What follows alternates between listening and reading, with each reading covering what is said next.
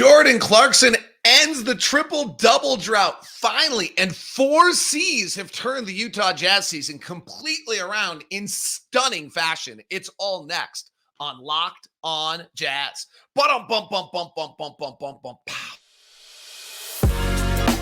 You are Locked On Jazz, your daily podcast on the Utah Jazz. Part of the Locked On Podcast Network, your team every day. How are you? I'm David Locke, radio voice of the Utah Jazz, Jazz NBA Insider. Today, we talk about Jordan Clarkson ending the drought that is the Utah Jazz triple-double streak, curse, whatever you want to call it, finally coming to an end in a fabulous environment. And the 4 C's that have changed the Utah Jazz season: confidence, cohesion, collective, connected. We'll talk about all those here from Will Hardy on it as well and run through what has possibly happened with the Utah Jazz. It's stunning. This team has won 5 of 6, 8 of 11, 7 of 8 at home. This is the same team that lost to Dallas by 50, the Lakers by 30, and in Portland by like 20. This is stunning. There were moments this year where we were the worst team in the NBA, and now all of a sudden they're good. How does that happen, and what has changed with the Utah Jazz? We're touching on all of it. I'm David Locke, radio voice of the Utah Jazz, Jazz NBA Insider. This is Locked On Jazz. It's your daily podcast on the Utah Jazz, giving you insight, expertise, geeky numbers, and hopefully making it way better to be a Jazz fan each and every day. Thank you so much for making Locked On Jazz your first listen.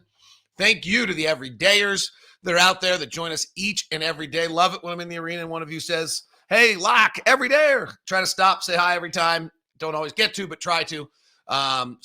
TV last night, I didn't, for example, running from TV to radio and had literally 45 seconds to get from one to the other. But do appreciate that very much. We are free and available on all podcasting apps, and we're on YouTube. Please subscribe, follow. It's all free. And then on YouTube, hit the bell button so you're notified whenever we drop an episode. Today's show is brought to you in part by PrizePicks, the easiest and most exciting way to play daily fantasy sports. Go to prizepicks.com/LockedOnNBA. Use the code all lowercase LockedOnNBA for your first deposit match up to $100. It's over! We finally have a triple-double in Utah. I actually thought for a long time that I had called the last triple-double in Seattle, but actually that wasn't true. I was back in Salt Lake by that point, calling, doing pre and halftime post-game shows. Hot Rod Hundley was the announcer the last time the Utah Jazz had a triple-double. Ron Boone was on the call, of course, but Hot Rod Hundley was the announcer the last time. Flo Rida had the number one song. Kevin Durant played for the Seattle Supersonics in that game as a rookie. The Jazz started Darren Williams, Ronnie Brewer, Andre Karolinko, Carlos Boozer, and Mehmet Okur with Jerry Sloan as your head coach. Incredible. It was certainly fun last night. Will said it well, hey, I'm a part of the Utah Jazz.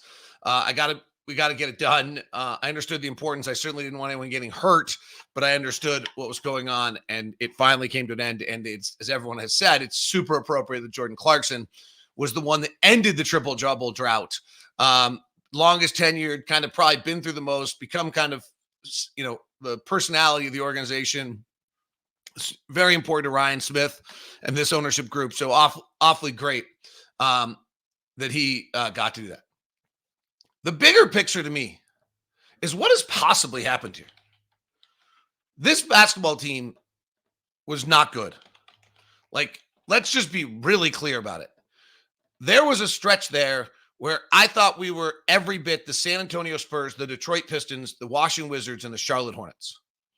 And I don't think I was wrong. You'd run the numbers. We were 27th offensively and 27th defensively.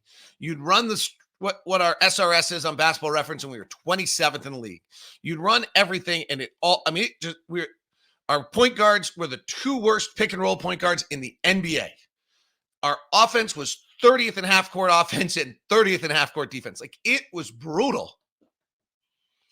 And on November 22nd, Will Hardy put a line in the sand and basically said, if you don't give a beep about the Utah Jazz, if you don't give a beep about the Utah Jazz, then you don't play for the Utah Jazz. And if you don't pass and you don't play hard, you don't play. Pre-game in reverse order. He did 1 pre-game and 1 post-game. We lose the game by 20 in Portland. The night before, we'd lost by 30 in LA. A week before that, we had lost by 20. Since then, we've lost by 50 to Dallas. We had some injuries, but we still, we're getting run. We lost by 14 in Memphis. We lost by 14 against the Clippers. We got whitewashed by Oklahoma City. We were getting run. And we might get run this week, by the way. Boston, Milwaukee, Philadelphia road trip. Okay, there's might be a point here where we could still get run. I'm not saying it's not going to happen again.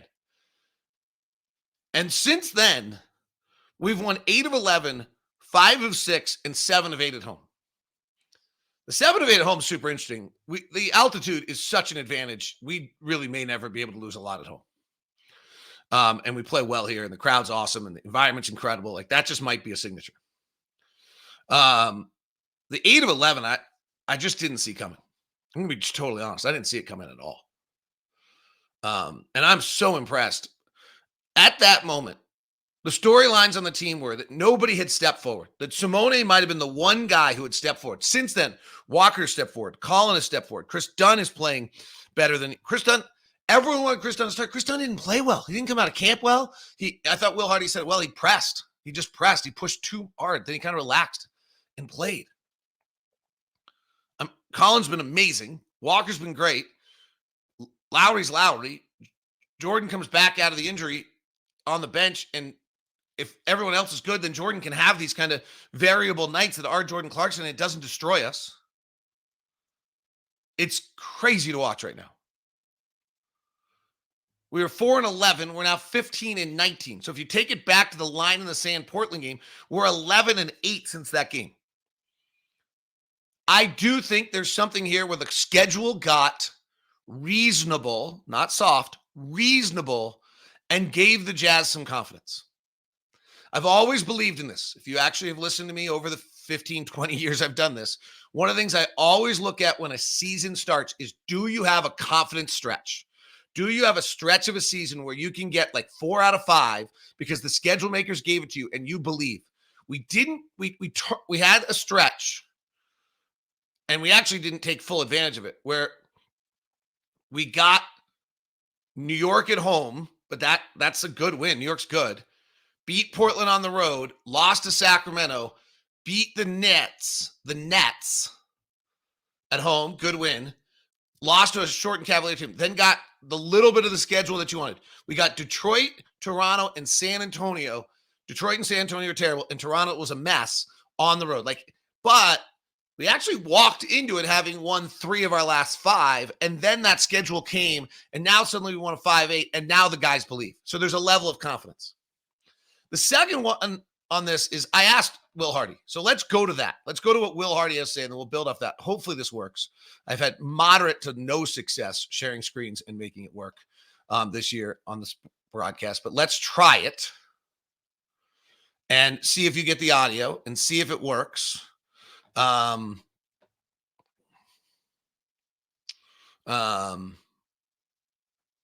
see. I think this will hopefully work, and we shall see whether you're getting this or not. But we will try Will Hardy. I asked Will Hardy post-game or pre-game the other night, what was in his mind, if he were to get asked why the Jazz are better, what would he say? I think we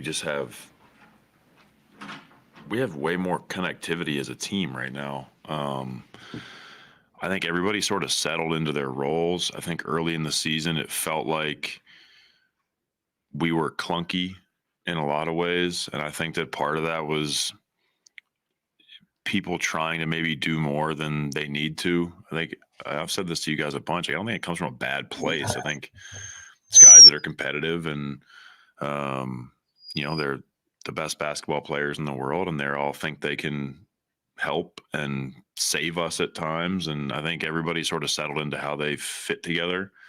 Our effort on the defensive end has been significantly better in the last month compared to the first, call it month and a half of the year. And then I really do think that our ball movement has just sort of changed the whole vibe around the team. everybody feels involved in the game because they get to touch the ball. We're not as stagnant offensively. I think that the team feels a little bit freed up on that end of the floor. And I think it just allows people to really feel like they're a part of the game. And then with that, the energy sort of builds and everybody plays a little bit harder. Those are the things that stand out to me. I mean, there's little technical things for sure that we've cleaned up, but the atmosphere and sort of the vibe of the team is way different than it was at the beginning. So that's Will Hardy. Sorry for the feedback in there. I really could not tell what was working and what's not. That was Will Hardy in regards to, what makes this team look different. To me, it's 4 C's, and we're going to dig into those 4 C's as we continue. Those 4 C's are confidence, which we touched on, cohesive, which he touched on, collective, and connected. And it has to do with a bunch of players stepping forward. We're touching on all those as we continue here on today's edition of Locked On Jazz. We're just getting started. The Jazz have won 5 of 6, 8 of 11, and 7 of 8 at home. Today's show is brought to you by Murdoch Chevy, located in Woods Cross and in Logan.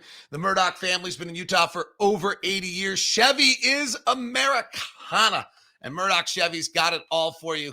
Started with the Silverado and the Colorado trucks. There's nobody better on the truck line than what's going on with Murdoch Chevy and the 2004 Silverado truck, 1500 crew cab.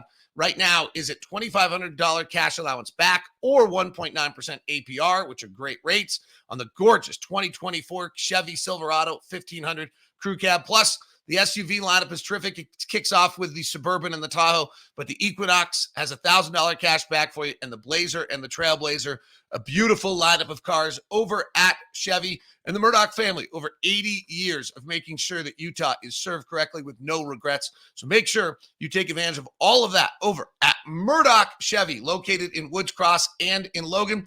If you're going to stop by, feel free to reach out to me, and we will set you up with a VIP meeting that you deserve as a Locked On everydayer.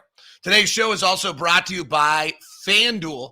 FanDuel giving you the Locked On disc start for the new customers. Get $150 in bonus bets guaranteed when you place a $5 bet. That's a $150 bet in bonus bets, win or lose. The app is so easy to use. There's so many different ways. Live same-game parlays, find bets in the new Explore tab, make a parlay with a Parlay Hub, the best way to find popular plays, parlays, and more. So visit FanDuel.com/LockedOn and make your first bet a layup.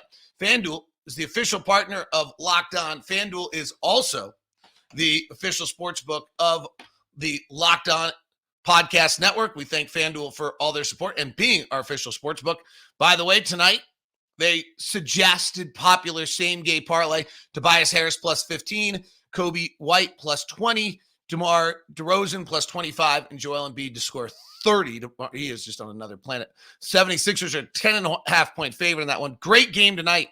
Boston's at Oklahoma City. Boston is a 4-point favorite at OKC. An interesting game tonight. 2 teams that are scuffling a little bit. Orlando is at Golden State. Golden State is a 3-point favorite in that one. That's all at FanDuel.com/locked on. All right, so the Jazz have won 5 of 6, 8 of 11, 7 of 8 at home. Pretty awesome. Tickets are available, by the way. They're home against Detroit if you have not come out to see this team, and holiday packs are still on sale right now.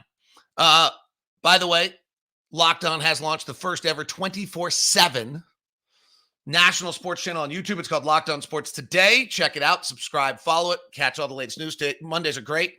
Mondays and Tuesdays early in the week, all the big news of the week. You'll hopefully get your Locked On Huskies show. You'll get your Locked On Michigan show to break down their wins. You'll get the various things going on in the NBA as well.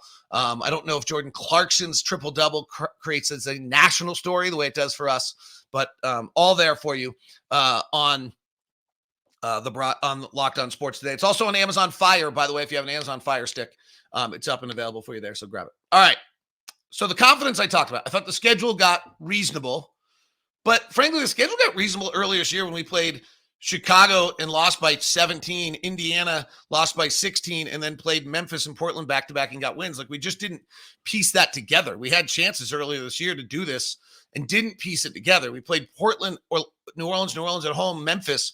Like, there were other chances this year for us to kind of have a little run and didn't do it. So confidence, once you start winning, starts to play better. That ball movement, 37 assists last night. The cohesion is the ball movement togetherness, but I also think there's something that happened with the zone defense. When the Jazz started to play zone, something in just the overall defensive energy changed. This kind of collectiveness of what had to take place for the zone to be successful. And Jason Kidd last night said, we just couldn't get a rhythm. I give Utah credit. The zone, the box and one, the different defenses they played tonight. We all knew what was coming. We just didn't execute or capitalize on it. Now, that's particularly interesting because Dallas had faced the least amount of zone of any team in the NBA. They'd only faced 0.5% of their possessions, only 35 possessions all year had they seen in zone. And so they may have prepared for it. They just clearly weren't comfortable against it. And the Jazz were the first team to really play any zone against them at all this year. I believe the Jazz played zone in 52 possessions last night. If I have it right, or that might be points scored against the zone, but the defensive number last night against the zone was 0.67. The zone was incredible last night. The box and one and the zone absolutely stymied everything that was going on with Dallas and cause a problem. So the zone, Will Hardy's believed this whole time, if we're going to build a championship team, you have to have versatility. Yesterday, he actually was talking about this. You just can't throw a fastball all the time. There's very few teams out there that can just throw a fastball every single time. We have to be able to change up. We have to change our looks and who we are and what we do. And defensively, the Jazz are doing that. So last night, it looks to me as though the Jazz played about 40. They allowed, I think this is points allowed, actually. Nope, this is clips. So the Jazz have about 45 possessions in half court last night in the man and about 52 in the zone. So they split time last night in the zone against a team that just literally had not seen zone. No one dared to play zone against Dallas all season long. They were the worst zone team in the league coming in, but they'd only seen it for like 32 possessions. So really interesting. I think that has added a little bit of cohesion and collectiveness defensively, has been this changing up of defenses and playing in the system and making them focus and staying on that. And we just don't have very good one-on-one defenders, frankly. It's also kept Walker Kessler by the rim. Now, in the box and one, talking to Walker about it, he's like, I got to get out to that corner a lot. And actually, interestingly enough, last night, Dallas was 0 for 8 shooting, or 0 for 7, I think it was, shooting threes when Walker was the closest defender.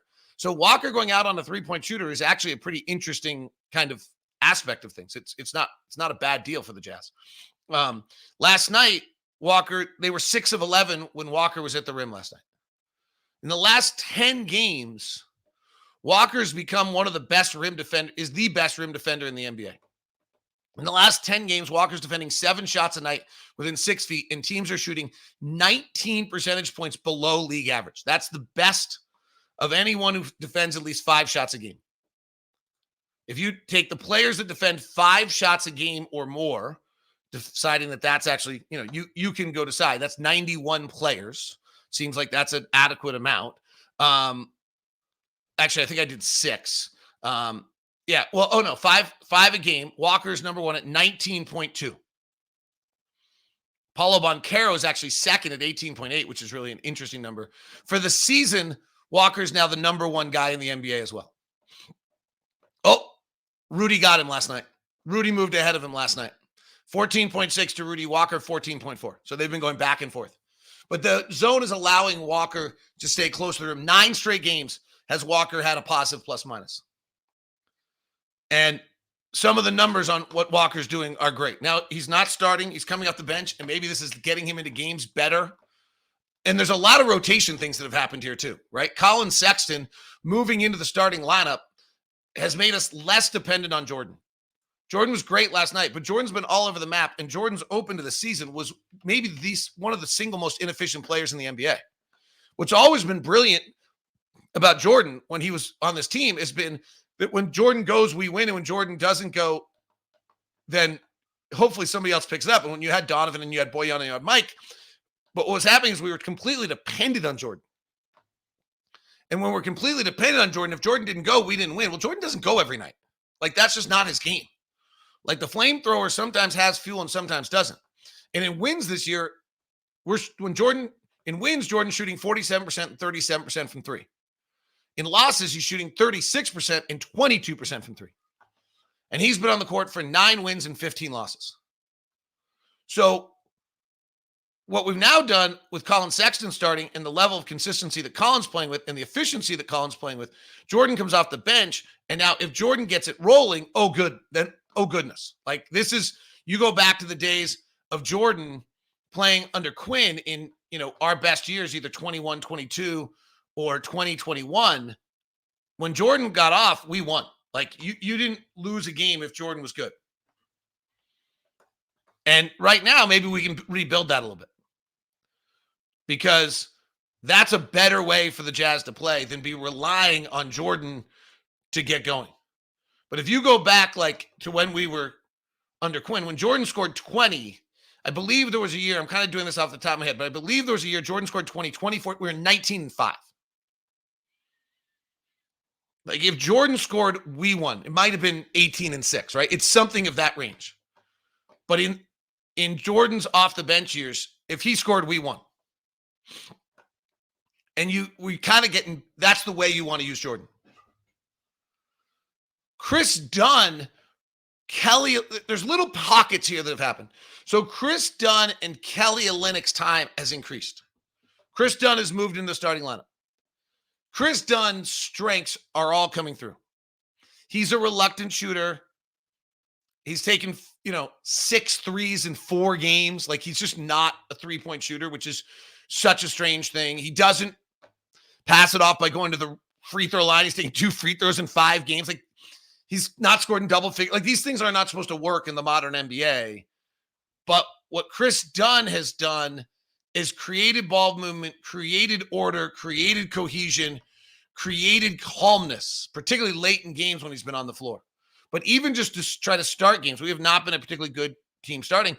But Chris Dunn is positive, or last night he was -1, but Chris Dunn is positive or -1. Okay, we'll call that, in 6 straight. And I think 7 of 8. And, he's only taken over 5 shots like once or twice. He gets an occasional little floater in, but he's just calmly getting things done. 10 assists, 13 assists, 6 assists, 3 assists, 6 assists, 7 assists, and never more than 2 turnovers in any of those 6 games. So you add Chris Dunn and you add Kelly Olynyk, and that adds the ball movement that Will Hardy was talking about. You add the cohesion. That's the cohesion. That's the connectiveness. That's the Will Hardy saying the vibe of the team has changed because of that. Kelly's fabulous.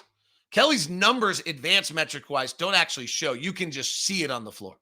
Another 6 assists last night, 10 the night before that, 6 and 7 the nights before that. Those 2 guys, and they're on the floor differently. And the Jazz making some changes where they flash Kelly in the middle of the lane to make plays now at the right times on possessions have altered what the Jazz are doing. So you take those 2 guys, and that's the cohesion, that's the connectivity. Then you add Colin Sexton's his efficiency, and now he's playing hard, and the level that Colin plays that kind of brings everybody else to the table, and you're beginning to get the pieces that have changed for the Utah Jazz. Walker's defense is on fire, playing as well as he possibly can. And then you add in the one guy that kind of has amped it up and been better than he was last year, the entire year, in Simone Fontecchio. And we'll dig into Simone a little bit more. Plus, we'll do a Monday Trends, even though it's a Tuesday, as we continue here on Locked On Jazz. Today's show is brought to you by our friends over at PrizePicks. How fun is PrizePicks? It's your daily fantasy sports made easy. You pick 2 to 6 players projections, more or less, and watch the winnings roll in. The easiest and most exciting way to play daily fantasy sports. It's you against the numbers instead of battling thousands of other players, pros or sharks. You just pick more or less 2 or 6 players projections and watch the winnings roll in. Here are some of the reasons why. There are special leagues, which can do football, basketball at the same time right now, which is super fun. You can do community picks, which against comedian Andrew Schultz or other guys like that. And then they have the reboot policy in case guys get hurt. But maybe the most important thing is you just get to show your talent and your ability. And with the promo code LOCKEDONNBA, you get your first deposit match up to $100. Quick withdrawals, easy gameplay, enormous selection of players and stat types make PrizePicks the #1 daily fantasy app. And Tuesdays, like today, Taco Tuesday, each Tuesday, PrizePicks discounts select player projections up to $25 to provide even more value. That's right, Taco Tuesday today at PrizePicks. So go to prizepicks.com/LockedOnNBA and use the code LockedOnNBA for a first deposit match up to $100. It's daily fantasy sports made easy. It's PrizePicks.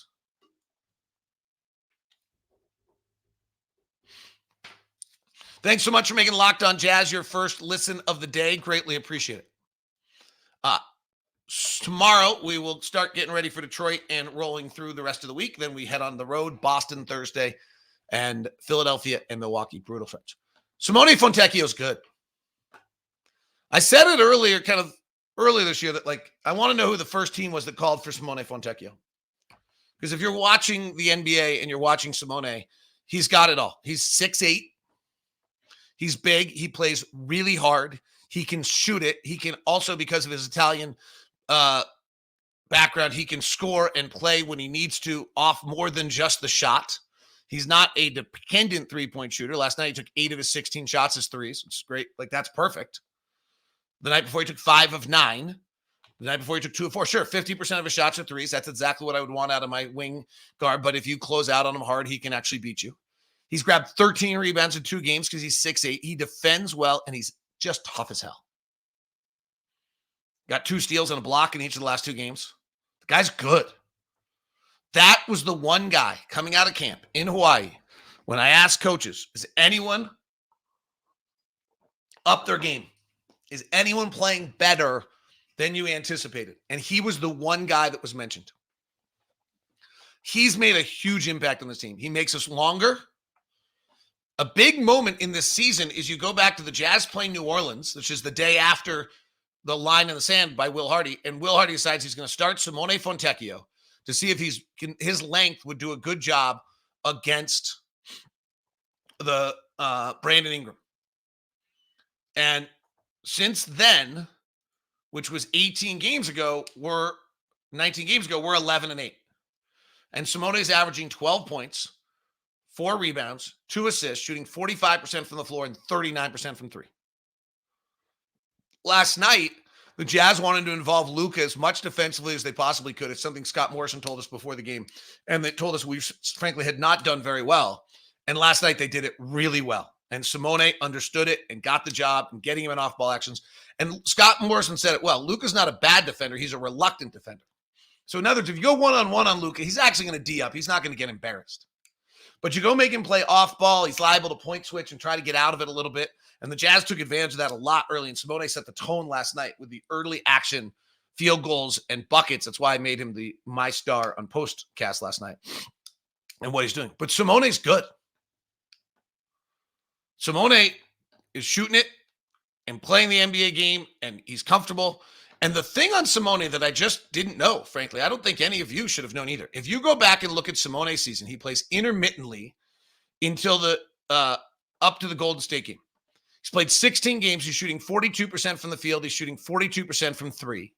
He's not playing a lot, but he's shooting 42% from 3. In that Golden State game, he hurts his foot. It's the game he actually hits the game winner, and everyone kind of goes nuts. And he actually sits out the next 4 games, and he comes back and tries to play through it. Literally had numbness in his foot, didn't feel comfortable, and he shoots 36% and 31% for 3 for the rest of the year.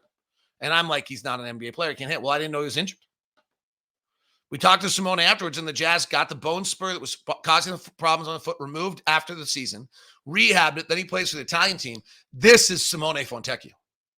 This is who he is as a player now. It's a pretty good player. So, hey, we got Detroit on Wednesday. We got to stay focused for that if we're not careful. They're probably playing with a little momentum. They got beat last night by Houston as the Thompson twins played each other for the first time. And then we got Murderers Row, right? Then we play arguably the 4 of the 5 best teams in the NBA. After that, we play Boston, Philadelphia, Milwaukee, and Denver in 4 straight games. And then I think we have Oklahoma City, Lakers, Golden State, bunch of teams mixed into that after that. So, are we going to win 5 of our next 6, 8 of our next 11, or 7 or 8 X at home? I don't think so. Do I think we're making a run for the play-in? I don't think so, but I will say it's like on the table for the first time as like, what's going on? The last 15 games we're about, I think we're about last 10 games. I think we're about 12th offensively and 12th defensively. Well, that would get it done. Now, again, the schedule has been a little bit more forgiving in that stretch, and we've been good at home. But on the other end, by the way, December was brutal. If I have December right, we never played back-to-back home games in the entire month of December. That's where you get fresh and you have energy and you feel good, is when you play back-to-back home games. That was our first back-to-back home game since November 28th. That's a pretty brutal stretch. And now we have a weird one where we go on 6-game trip and 6-game homestand. That's actually way easier. We go play a 3-game road trip, 6-game homestand, 6-game road trip. Fine. Like that, actually, you just do it. But what we were just doing was brutal.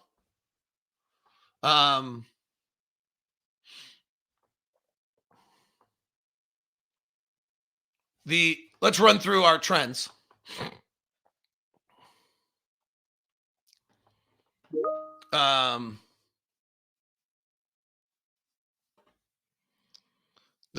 Here's the Jazz, by the way. In the last 10 games, we're the 14th ranked offensive team, and we're the 8th ranked defensive team after last night.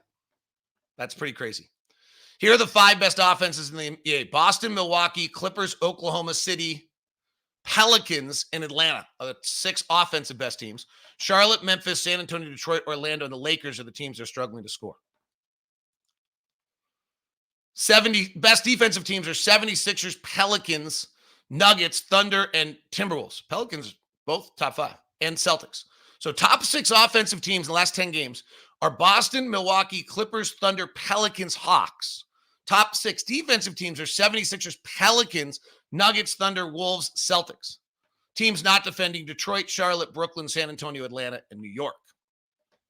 Overall, in the last 10 games, Boston's 1, 76ers 2, Pelicans 3, Thunder 4, Milwaukee 5, Denver 6. So the 5 of the 6 hottest teams we play here in the next 2 weeks. We're 8th. In the top last 10 games, we're the 8th best team in the NBA.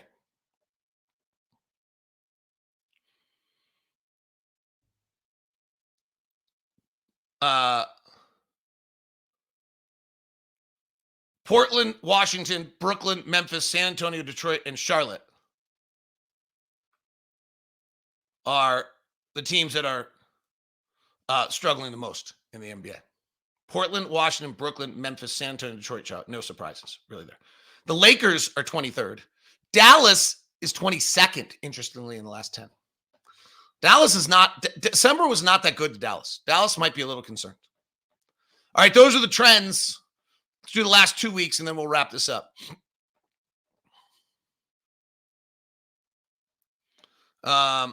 Last 2 weeks offensively: Boston, Oklahoma City, Indiana, Milwaukee, Golden State, Houston. We are 10th. Those are the best offensive teams. Best defensive teams: Denver, Chicago, Utah. Utah, 4th. Denver, Chicago, New Orleans, Utah. Philadelphia, Oklahoma City. And point differential: Boston, Oklahoma City, Denver, Indiana, New Orleans, Utah. 6th best team in the league, point differential-wise, in the last 2 weeks. Stunning. Absolutely stunning.